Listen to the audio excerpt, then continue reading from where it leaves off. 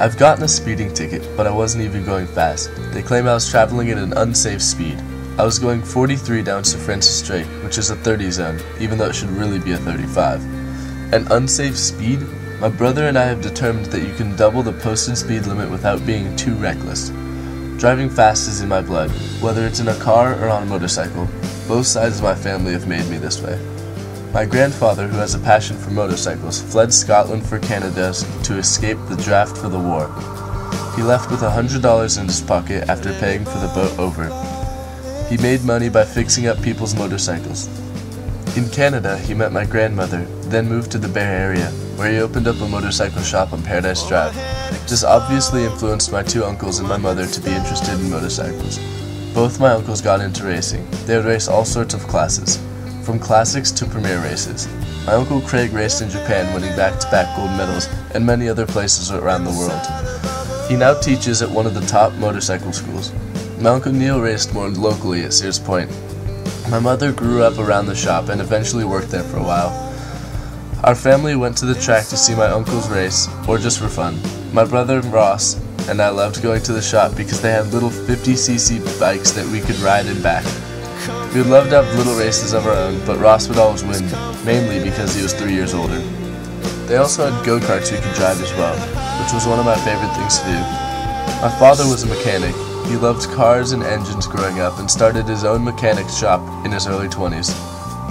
Ross and I would spend time in his shop looking at motors and playing with scrap parts to see who could build a cooler thing.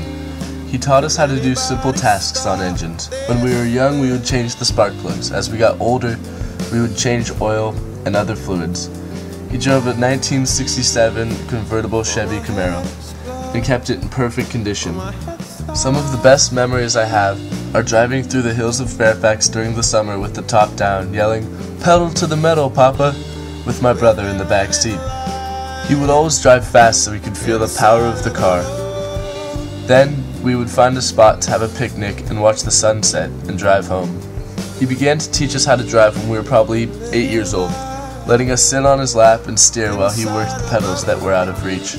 My dad passed the summer before freshman year. My parents had been divorced and my dad didn't have much, but he left me and my brother his car.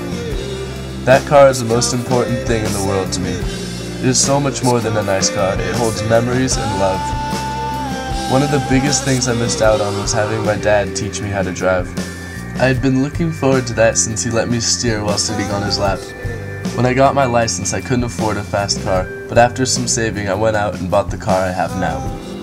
I know my dad would have been proud of me for buying both the cars on my own, but I still wish he were here to see me do it. I also have gotten my motorcycle's license, but I don't have a bike yet. The first time I rode my brother's bike once I had my license, I took it up to triple digits on the speedometer. Doing 100 on a motorcycle is completely different than in a car. It's way more fun, but scarier at the same time, because in the back of your head you know if you fall, it could be over.